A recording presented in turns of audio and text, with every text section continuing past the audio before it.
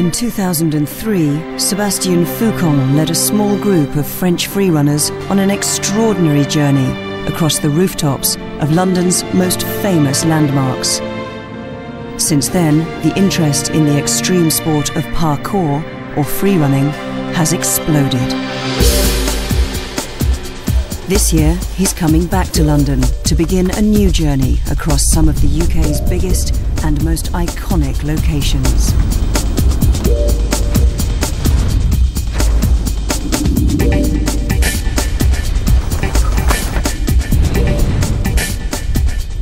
But this time, he'll be joined along the journey by some of the British newcomers to the sport. Together, they'll jump Britain.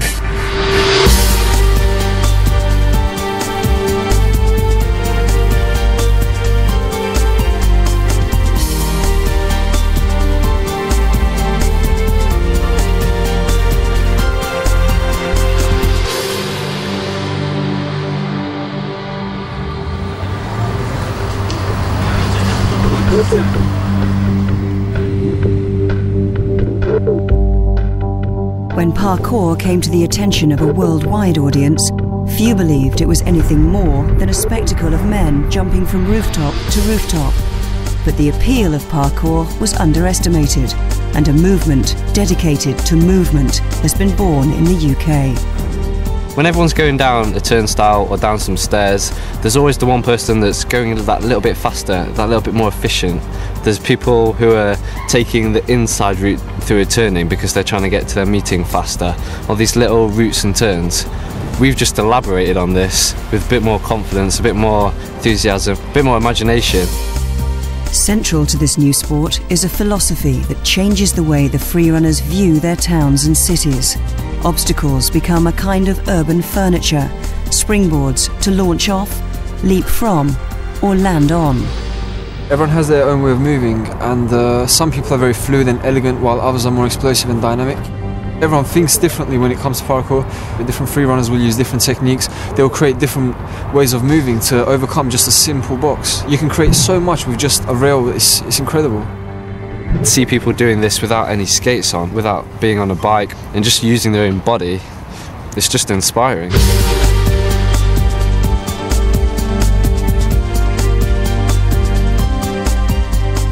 The internet was the most important thing in the whole growth of parkour. Anyone can get hold of a camera and put a 5-minute video on the internet, and that's how it grows. At first, parkour wasn't easy to find on the internet, not least because no one was sure how to spell it. It was only a matter of time before a UK website was created. It kind of spread outside of France very quickly throughout one year, about 2003, and Urban Freefllow was the first place for people to discuss parkour, basically.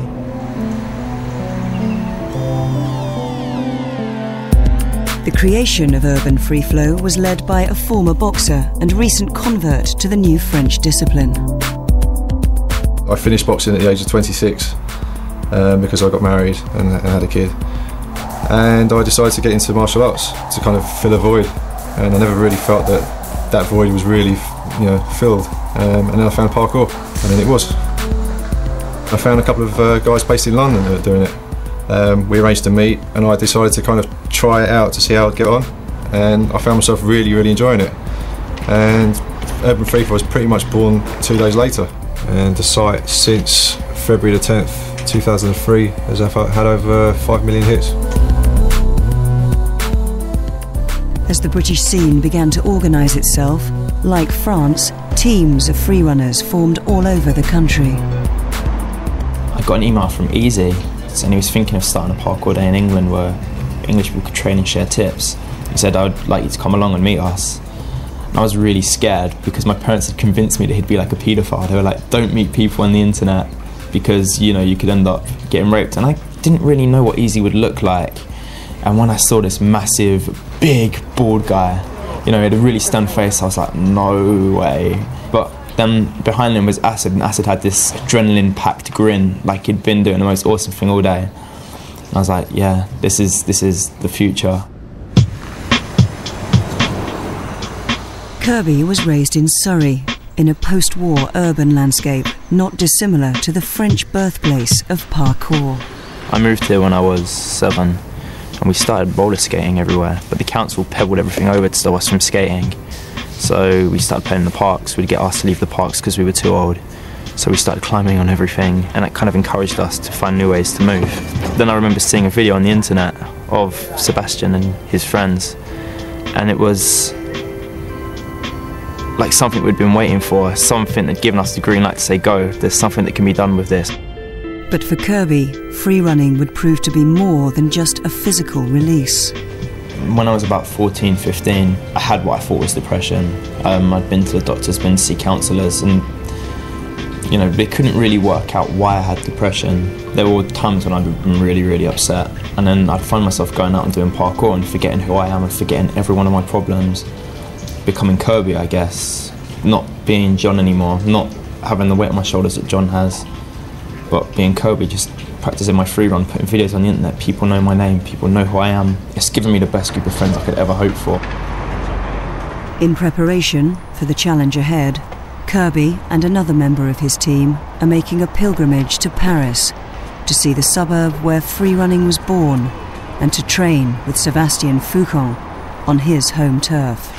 I don't know what to expect really. It's got a lot of hype around it about the things you can do, the things that are actually there. So I'm hoping it is as good as everyone says it is, and I don't want to be disappointed when I get there.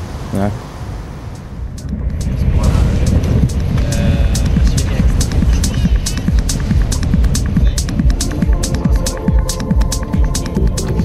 Sebastien, I think I would see him as the head ambassador of parkour. He's thought very deeply about the philosophy and the intellectual side of parkour. His parkour's on another level, and that's because he's trained really, really hard. You know, he's put the time in, and he'll say himself, "There's no secret behind parkour. It's about practice, practice, practice, and it's just getting out there and doing it."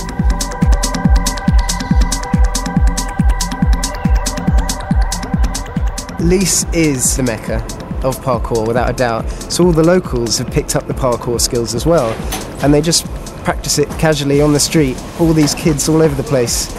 Its architecture as well lends itself really well to learning parkour, and I can see how it sprung up there. When we were a child here. Yeah, I was going to ask you that. Yeah. This is here. We have a lot of things. It's got to be done. For practicing. Sebastien is very important in parkour. He's kind of opened all of our eyes up to what free running really is, the art of movement and how it's supposed to be done. It's not about the big spectacular jumps that you see, it's all about the small footwork, the foot placement, the hand placements. It's about the way you move. Here, it's a famous place too. Here, yes.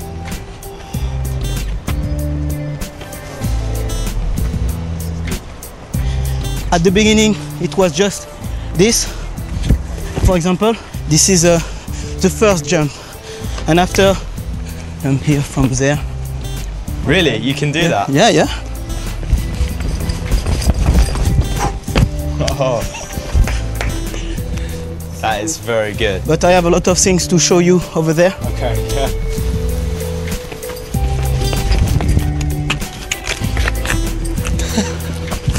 Getting up that roof.